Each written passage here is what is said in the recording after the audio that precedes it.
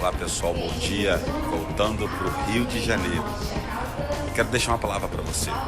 Pode estar tudo ruim do lado de fora, tempestade comendo solta, mas se Jesus estiver contigo no seu barco, creia, você vai chegar do outro lado, porque Ele garante a viagem. Mas se estiver tudo ruim do lado de dentro e tudo bom do lado de fora, o que vai acontecer? Você pode afundar. Então pense nisso. Antes da bonança, coloque Jesus dentro do seu barco, tá bom? Hoje à noite, na Cidade do Fogo, grande culto no Largo do Mutono, em São Gonçalo, na direção da pastora Flor de Lis, e nós estamos te aguardando lá. Deus te abençoe. Esta matéria faz parte de uma série de materiais documentais que envolve o caso Flor de Lis, a pastora cantora e ainda deputada federal que vem sendo acusada pela Polícia Civil e o Ministério Público de ter planejado e ser a mandante da morte de seu marido, o pastor Anderson do Carmo. Em meio a este crime veio à tona uma sorta de dinâmicas familiares, religiosas e políticas, que desde então vem causando um certo estarrecimento popular, devido à característica dos detalhes. E como bem colocou a delegada Bárbara Lomba, não há nada de normal nessa história. Estes documentais estão em uma playlist disponível gratuitamente aqui neste canal com o título Documental Flor de Lis. Clicando, você pode assistir toda a série do desenvolvimento do caso com suas reviravoltas até o dia de hoje.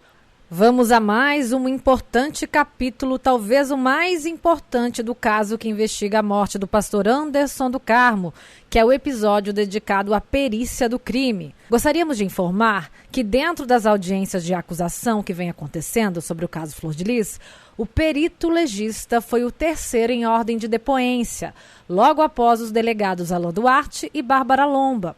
Não havíamos disponibilizado esta parte da história, apenas resumidamente, pois, como bem sabem, acompanhamos o caso por completo. Recebemos diariamente uma quantidade razoável de denúncias, informações, sem esquecer de nosso próprio material produzido, que provavelmente já passa de 300 horas, destas quais vem saindo um material que vocês recebem após a apuração e pesquisa de uma equipe afiada e incansável. Deste modo, algumas coisas são deixadas para outros momentos e, por incrível que pareça, os momentos exatos sempre acontecem. Para quem segue o caso, sabe que outra suposta cena do crime vem sendo investigada, de onde podem sair novos possíveis réus. Segundo depoimentos, não tinha uma pessoa só na cena do crime, e tampouco a efetuar os disparos. Segundo testemunhas, no total foram 4 pessoas envolvidas no momento da cena do crime, o que bate com outros depoimentos. Apesar de nada ter sido confirmado até o momento, se faz necessário a apresentação de possíveis falhas nas investigações, especialmente do ponto de vista da perícia, mais especificamente em se tratando dos disparos. Por exemplo, sobre os envenenamentos não nos alongaremos, pois não foi o motivo da morte de Anderson do Carmo, e sim os disparos. O perito legista do Ministério Público, a depor, não foi o perito que examinou o corpo da vítima após o crime. Prestem atenção. O médico legista que depois só entrou em contato com o caso e nas análises meses após o crime. Isso abre uma brecha imensa no entendimento dos disparos, ao menos ao nosso ver, que converge com aquele do legista. Segundo ele, as perfurações encontradas na vítima não foram corretamente especificadas. Para ele, a questão de se saber o que é orifício de entrada e de saída era determinante. Para dinâmicas dos seus laudos, o que não foi feito, foram apenas constatadas 30 perfurações. Outra coisa, não foram encontrados cartuchos ou munições na cena, tampouco balas dentro da vítima. Contudo, acreditamos não fique difícil de se entender as dificuldades a serem contornadas pelo legista do MP. A partir destes detalhes, podemos ter mais base para avaliar o novo desenrolar das investigações relacionados à cena e laudos periciais. Outro exemplo. Ramon neto de Flor de Lis, filho de Simone e André, que estão presos, irmão de Rayane, que também está presa, e de Lohane, que vem sendo investigada, passou a ser investigado desde a última sexta-feira por exigência da juíza, por motivos óbvios. De acordo com relatos de testemunhas, Ramon teria limpado a cena do crime e ainda se recusado a prestar socorro à vítima. Bom, vamos ao depoimento do perito legista do Ministério Público do Estado do Rio de Janeiro.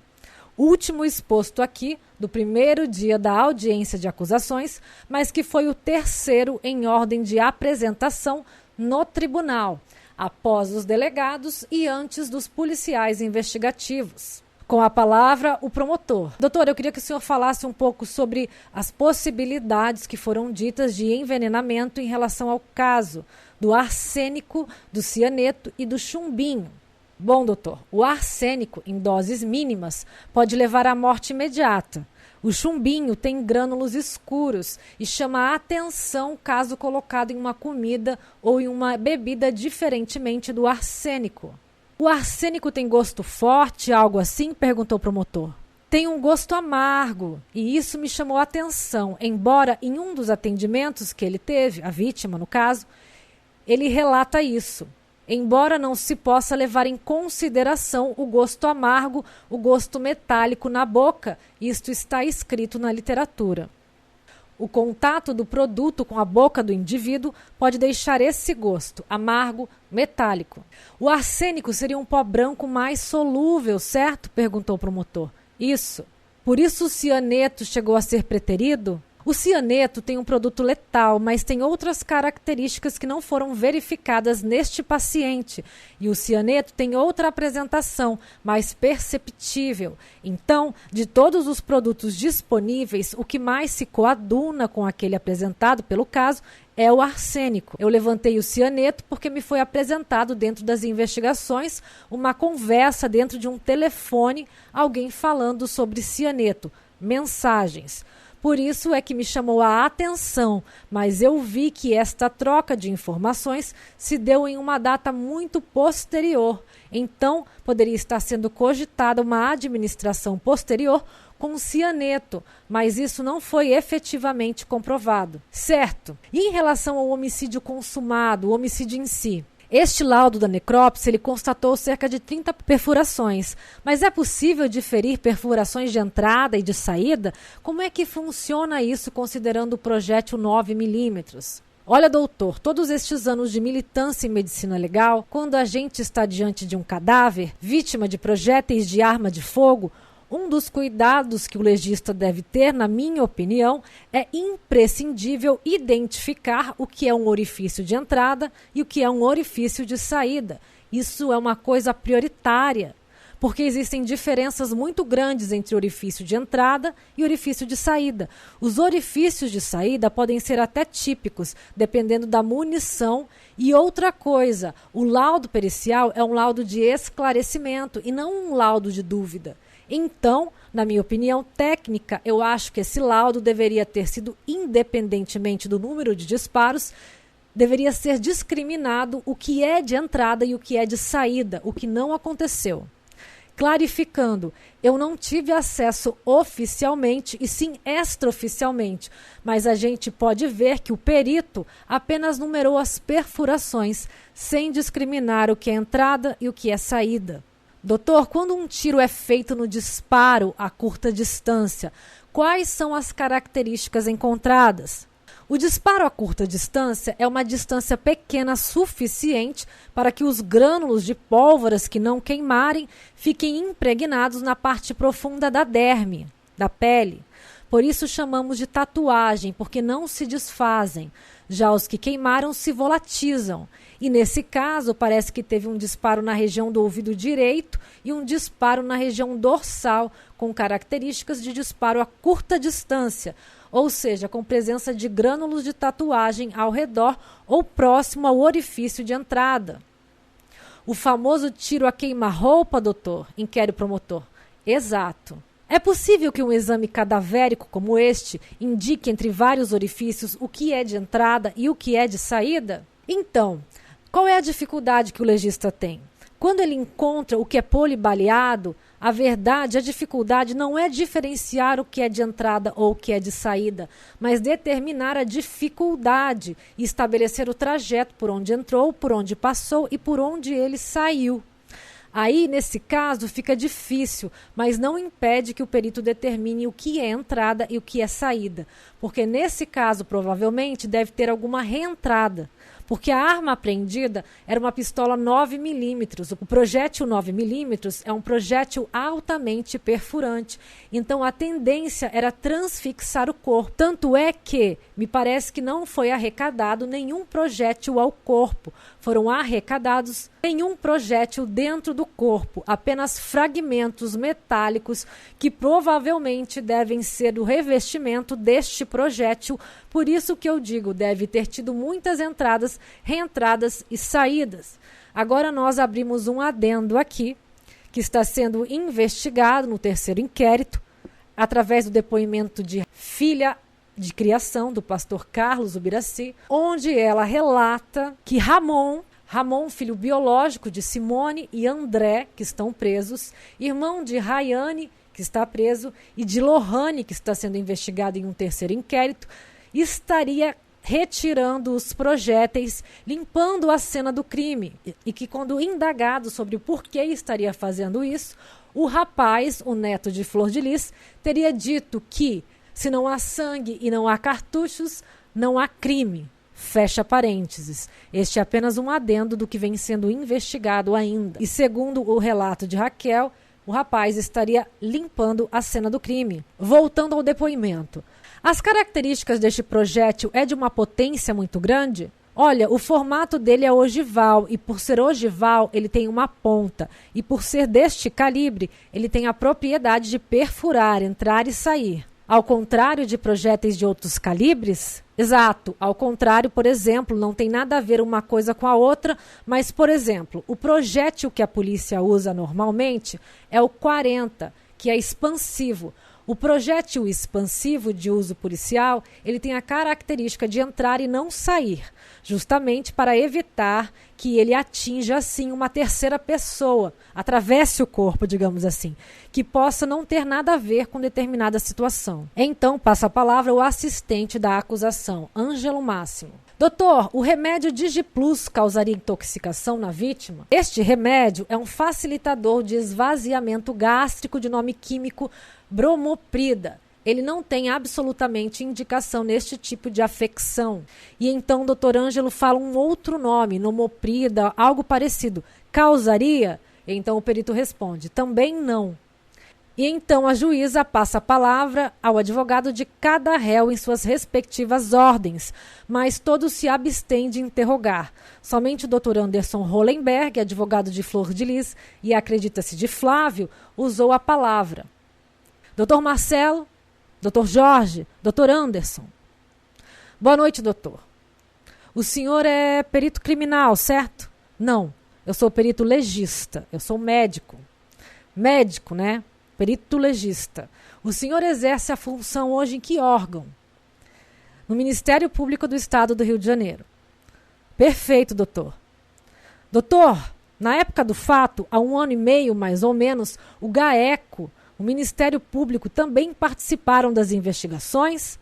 Eu pergunto, o senhor foi consultado à época com relação a esta questão do envenenamento, a esta substância entorpecente, tóxica, seja o arsênico, cianeto? Em que época que foi esta consulta? Na verdade, eu presto serviço ao GAESC, que é o Grupo de Atuação Especializada em Segurança Pública. Eu fui consultado este ano, no início do ano. Acredito eu em abril, mais ou menos. Não tenho certeza, pelo GAECO. Na verdade, foi uma consulta que foi formulada para mim, mas não na época dos fatos. Perfeito, doutor. O doutor excluiu o cianeto até por uma questão de lapso temporal, como o senhor bem explicou, e focou no arsênico. E quando o senhor dá este parecer, o senhor emite uma opinião de profissional baseado na probabilidade que essa substância possa ter tido administrada na vítima ou na certeza. Certeza a gente nunca pode dar. O que eu fiz foi um estudo correlacionando os sintomas apresentados com a sintomatologia da intoxicação, tendo em vista uma hipótese de uma intoxicação pelo fato do paciente ter sido atendido pelo mesmo sintoma em um curto período de tempo diversas vezes. Perfeito, doutor. Existem outras substâncias medicamentosas que podem gerar o mesmo sintoma se administrada com outras? Uma dose excessiva, por exemplo, pode causar taquicardia, sudorese? Poder pode, mas eu analisei as fichas médicas e não foi detectado histórico clínico de nenhuma ingestão de nenhuma droga. Todos os sintomas são relatados por ele logo após a alimentação e ele não estava fazendo nenhum tratamento. A única coisa que ele relata é ansiedade e nervosismo pelo trabalho.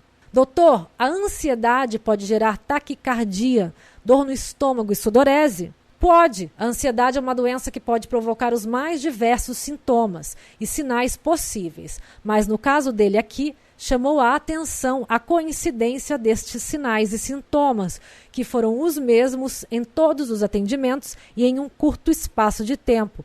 Isto chama atenção. Doutor, após a vítima falecer, poderia o legista ter pesquisado nas vísceras para confirmação desta toxicidade? Não. Este tipo de tóxico é um tipo de tóxico, como no caso dele, em que se deu uma intoxicação crônica. Este tóxico pode ficar acumulado em fâneros, ou seja, cabelos, unhas, e assim mesmo requer um equipamento especial para que se possa fazer essa constatação.